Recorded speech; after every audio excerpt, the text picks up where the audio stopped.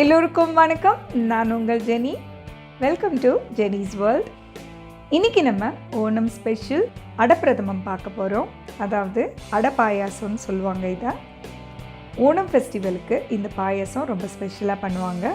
இதை அடை பாயாசம்னு சொல்லலாம், இல்லை அடப்பிரதமம்னு சொல்லுவாங்க. இப்போ நம்ம அதை எப்படி செய்யலான்னு பார்க்கலாம் வாங்க. அடப்பிரதமம் எப்படி செய்யலான்னு நம்ம பார்க்க போகிறோம். இப்போது இதில் பாலாடை ரெடிமேடாக நமக்கு கிடைக்கும். நான் அதை வாங்கி ஒரு 200 கிராமை ஊற போட்டு வச்சுருக்கேன். மினிமம் 15 நிமிஷம் இது ஊறினா போதும். இது எனக்கு 15 நிமிஷம் ஆகிட்டு நான் இப்போ இதை வாஷ் பண்ணி எடுத்துக்க போகிறேன். 1லேருந்து 1.5 லிட்டர் தண்ணி எடுத்துருக்கேன். அதை நான் இப்போது பாயில் பண்ண போகிறேன். அதுக்கு ஸ்டவ் ஆன் பண்ணுறேன். தண்ணி நல்லா கொதிக்க ஆரம்பிச்சிருச்சு. நான் இப்போது ஊற வச்சுருக்கிற பாலாடையை இதில் சேர்க்குறேன். இது அரிசி பாலாடைன்னு சொல்லுவாங்க. ரெடிமேடாகவே நமக்கு கடைகளில் கிடைக்கிது. நீங்கள் நல்ல பிராண்டில் வாங்கினீங்கன்னு சொன்னால் டேஸ்ட்டாக இருக்கும். இதை நம்ம நல்லா வேக விடலாம். பாலாடை நமக்கு வெந்துட்டுருக்கிற டைமில் நம்ம தேங்காய் பால் ரெடி பண்ணிக்கலாம். பாலாடை நமக்கு 10 மினிட்ஸில் நல்லா ரெடி ஆகிட்டு இதை நம்ம ஸ்ட்ரெயின் பண்ணிவிட்டு பாலாடையை மட்டும் நம்ம யூஸ் பண்ண போகிறோம். இதில் இருக்கிற தண்ணியை நீங்கள் இருத்து எடுத்துருங்க. அதுக்கப்புறமா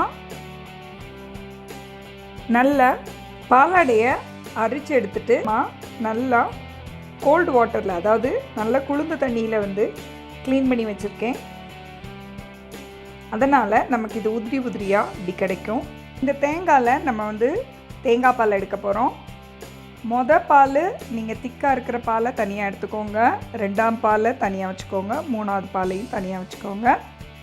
அதாவது பால் திக்காக இருக்கும். அதை நம்ம லாஸ்ட்டில் தான் நம்ம ஆட் பண்ணுவோம். அதனால் பாலை நீங்கள் தனியாக வச்சுக்கோங்க. 2ஆவது பால் கொஞ்சம் தண்ணியாக இருக்கும். அப்போ நம்ம இதை வேக வைக்கிறதுக்கு அடிஷ்னலாக தண்ணி தேவைப்படுறப்ப இந்த தேங்காய் பாலில் தான் வேக வைப்போம். அதே மாதிரி 3ஆவது பாலும் நமக்கு ரொம்ப தண்ணியாக இருக்கும்.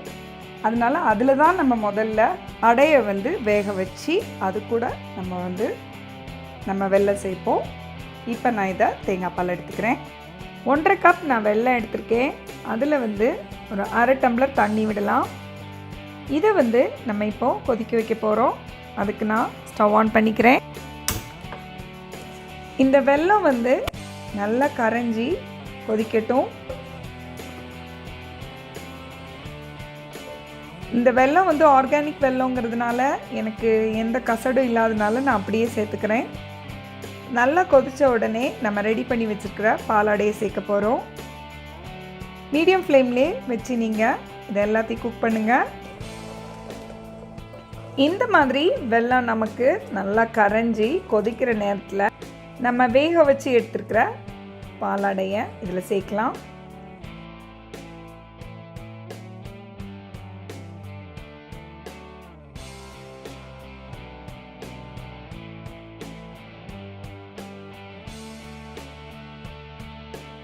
தேங்காய் பால் எடுத்து வச்சுருக்கோம்.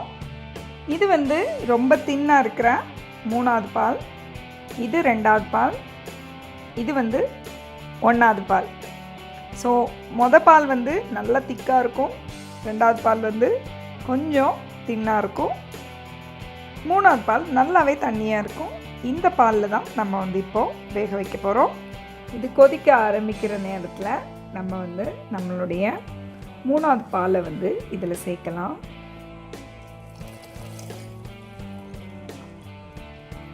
மூணாவது தேங்காய் பாலை நான் இதில் சேர்க்குறேன்.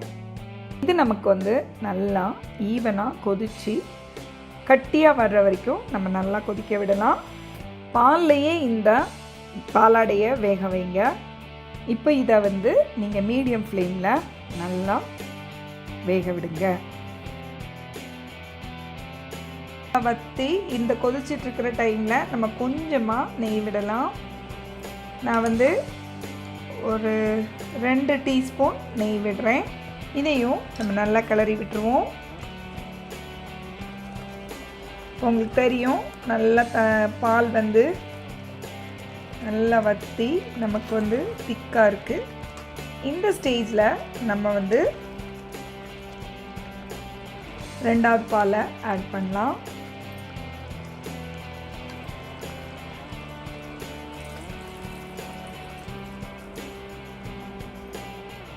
இதையும் அப்படியே நம்ம வந்து அந்த அடையை வந்து வேக விட்டோமோ அதே மாதிரி நீங்கள் கொதித்து நமக்கு திக் கன்சிஸ்டன்சிக்கு வரணும்.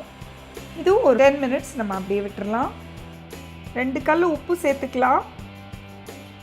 பொதுவாக நம்ம இனிப்பு செய்யும்போது கொஞ்சமாக உப்பு சேர்த்துக்கிறது நமக்கு அந்த ஸ்வீட்டோட டேஸ்ட்டை வந்து என்ரிச் பண்ணி கொடுக்கும். இப்படியே இது நல்லா கொதிக்கட்டும். நம்முடைய பாலடை நல்லா வெந்துருச்சு. இந்த ஸ்டேஜில் வந்து நம்ம 1/4 டீஸ்பூன் சுக்கு பொடி, 1/2 டீஸ்பூன் ஏலக்காய் பொடி 2ஐயும் சேர்த்து நம்ம மிக்ஸ் பண்ணிடலாம்.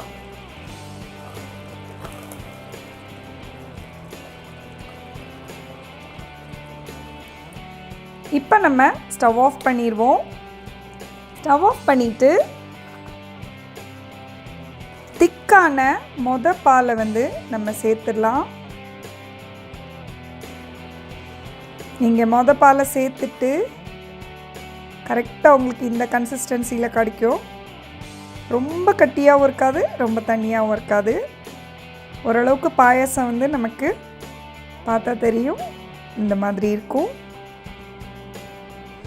நீங்கள் பொதுவாக 1ஆம் பால், அதாவது நம்ம லாஸ்ட்டில் அந்த திக்கான பால் ஊற்றுற டைமில் நீங்கள் வந்து ஸ்டவ் ஆஃப் பண்ணுறது நல்லது. தேங்காய் பால் வந்து திரிஞ்சால் அந்த டேஸ்ட் வந்து மாறிடும், நமக்கு கெட்டு போயிடும். அதனால் 1ஆம் பால் விட்ட உடனே நம்ம வந்து ஸ்டவ் ஆஃப் பண்ணிடுறோம். பொடியாக நறுக்கின தேங்காவை வந்து நம்ம எண்ணெயில் வறுத்தெடுத்துக்கலாம். லைட்டாக ப்ரௌன் ஆன உடனே நம்ம எடுத்துடலாம். ஒரு 10 கேஷ்யூவை நம்ம வந்து ஃப்ரை பண்ணிக்கலாம். நல்லா கோல்டன் ப்ரௌன் ஆயிடுச்சு. நம்ம இதை எடுத்துடலாம். வறுத்து வச்சுருக்க முந்திரி பருப்பையும் தேங்காவையும் நம்ம இதில் ஆட் பண்ணுறோம். நம்மளுடைய அடை பிரதமம் ரெடி ஆயிடுச்சு. சுவையான அடை பிரதமம் ரெடி.